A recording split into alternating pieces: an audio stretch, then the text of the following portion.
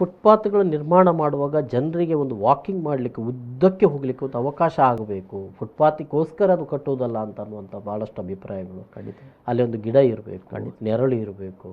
So ಇದನ್ನೆಲ್ಲ ಮನಗಾಣಲಾಗಿದೆ. ಈಗ ನಿರ್ಮಾಣ ಮಾಡ್ತಿರೋದು ಫುಟ್ಪಾತ್ ಆ ರೀತಿಯಾಗಿ ವೈಜ್ಞಾನಿಕವಾಗಿ ಇದು ಮಾಡಲಾಗ್ತಾ ಇದೆಯಾ? ಖಂಡಿತ. ಈಗ ನನಗೆ ತಿಳಿದ ಮಟ್ಟಿಗೆ ಇದು ನನ್ನ ಸಬ್ಜೆಕ್ಟ್ ಅಲ್ಲದಿದ್ದರೂ ಸ್ವಲ್ಪ ರುಚಿಯನ್ನು ನಾವು ಇಟ್ಟಿರುವುದರಿಂದ ಈಗ ನಾವೊಂದು ಸೈಕಲ್ ಟ್ರ್ಯಾಕ್ ಅಂತ ಮೊನ್ನೆ ಮಾನ್ಯ ಸಂಸದರು ಹಾಗೆ ನಮ್ಮ ಶಾಸಕರು ವೇದವ್ಯಾಸ ಕಾಮತ್ರು ಹಾಗೆ ಸಂಸದ ನಳಿನ್ ಕುಮಾರ್ ಕಟೀಲ್ರವರ ನೇತೃತ್ವದಲ್ಲಿ ನಾವೀಗ ಮಾರ್ರೆಮಿಕಟ್ಟ ಜಂಕ್ಷನ್ನಿಂದ ಒಂದು ಉದ್ಘಾಟನಾ ಕಾರ್ಯಕ್ರಮ ಮಾಡಿದ್ದೀವಿ. ಈ ಕಾರ್ಯಕ್ರಮದಲ್ಲಿ ನಮ್ಮ ಮೇಯರ್ ಸಹ ಇದ್ದರು. ಈ ಕಾರ್ಯಕ್ರಮದಲ್ಲಿ ಅಂದರೆ ಮಂಗಳೂರು ನಗರದ 8 ಕಿಲೋಮೀಟರ್ ಪ್ರದೇಶ ಅಲ್ಲಿ ಒಂದು ಸೈಕಲ್ ಟ್ರ್ಯಾಕ್ ನಿರ್ಮಾಣ ಆಗಬೇಕಂತ. ಈ ಸೈಕಲ್ ಟ್ರ್ಯಾಕ್ ನಿರ್ಮಾಣ ಆಗೋದ್ರಿಂದ ಬಹಳಷ್ಟು ಸ್ಕೂಲ್ ಕಾಲೇಜುಗಳಿರುವ ಪ್ರದೇಶವನ್ನು ಒಂದು ಹಾದು ಹೋಗ್ತದೆ. ಹಾಗಿರುವಾಗ ನಮ್ಮ ವಿದ್ಯಾರ್ಥಿಗಳು ಅಲ್ಲಿ ಅವರಿಗೆ ವಾಹನಗಳು ಏನು ತೊಂದರೆ ಮಾಡೋದಿಲ್ವಾ? ಅದಕ್ಕೊಂದು ಟ್ರ್ಯಾಕ್ ಸಪರೇಟ್ ಆಗಿ ಹೌದು. ಎಲ್ಲೋ ಒಂದು ಕಡೆಯಿಂದ ಒಂದು ರಸ್ತೆಯಿಂದ ಮತ್ತೊಂದು ರಸ್ತೆಗೆ ಕ್ರಾಸ್ ಮಾಡಬೇಕಿದ್ರೆ ಅಲ್ಲಿ ಸ್ವಲ್ಪ ಅವರು ಅಲ್ಲಿ ಮಾತ್ರ ಉಳಿದದೆಲ್ಲ ಕೂಡ ಅವರಿಗೆ ಪ್ರತ್ಯೇಕ ಒಂದು ಟ್ರ್ಯಾಕ್ ಅಂಥ ಟ್ರ್ಯಾಕ್ಗಳನ್ನು ನಿರ್ಮಾಣ ಮಾಡಿದಾಗ ನಮ್ಮ ಕಂಜೆಷನ್ ವೆಹಿಕುಲರ್ ಕಂಜೆಷನ್ ಏನಿದೆ ಸ್ವಲ್ಪ ಮಟ್ಟಿಗೆ ಕಡಿಮೆ ಆಗ್ಬೋದು, ಸ್ವಲ್ಪ ನೇಚರಿಗೂ ನಾವು ಪ್ರೊಆಕ್ಟಿವ್ ಆಗಿ ಕೆಲಸ ಮಾಡಿದಾಗೆ ಆಗ್ತದೆ ಎಂಬ ಒಂದು ಭಾವನೆ ಇದೆ.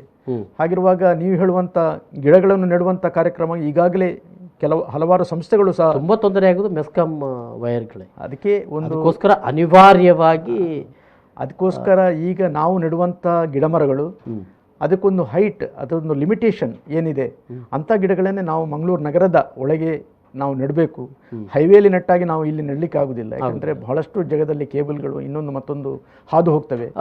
ಕೆಲವೊಂದು ಕಡೆಗಳಲ್ಲಿ ಏನಾಯಿತು ಅಂತ ಹೇಳಿದ್ರೆ ಖಾಸಗಿ ಕಟ್ಟಡಗಳು ಅವರ ಎದುರು ಇರುವಂಥ ಗಿಡಗಳ ಬಗ್ಗೆ ಮುತುವರ್ಜಿ ವಹಿಸಿಲ್ಲ.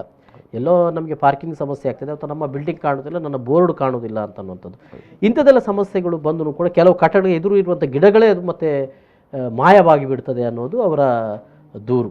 ಅದಕ್ಕೋಸ್ಕರ ಮತ್ತು ಅವರು ನಮ್ಗೆ ಯಾಕೆ ಇದು ಅಂತ ಉಸಾಬರಿ ಯಾಕೆ ಅಂತ ಅನ್ನೋದು ಸುಮ್ಮನೆ ಇದ್ರು ಅಂತ ಅನ್ನುವಂಥದ್ದು ತಮ್ಮ ಗಮನಕ್ಕೆ ಬಂದಿದೆಯಾ? ಏನು ಮಾಡ್ಬೋದು? ಬಂದಿದೆ.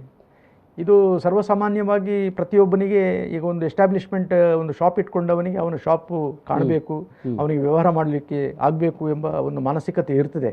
ಅದು ತಪ್ಪಂತ ಹೇಳಲಿಕ್ಕೂ ಆಗೋದಿಲ್ಲ. ಅದೇ ರೀತಿ ನಾನು ಹೇಳುವಂಥದ್ದು ದೊಡ್ಡ ಮರಗಳಾದರೆ ಇದು ಅಡ್ಡ ಬರುವಂಥದ್ದು ಸರಿ ಉಂಟು. ಆದರೆ ಮರಗಳ ಒಂದು ಬೆಳವಣಿಗೆ ಒಂದು ಮಟ್ಟಕ್ಕಿದ್ರೆ ಖಂಡಿತವಾಗಿ ಯಾರಿಗೂ ತೊಂದರೆ ಆಗದ ಒಂದು ಸ್ಥಿತಿ ಇರ್ತದೆ. ಇದಕ್ಕೆ ಮುಖ್ಯವಾಗಿ ನಾವು ಹೇಳುವಂಥದ್ದು ಈ ಮಂಗಳೂರಿನಲ್ಲಿ ಬೆಳೆಯುವಂಥ ಸಣ್ಣ ಹಣ್ಣು ಹಂಪಲಿನ ಗಿಡಗಳಿವೆ.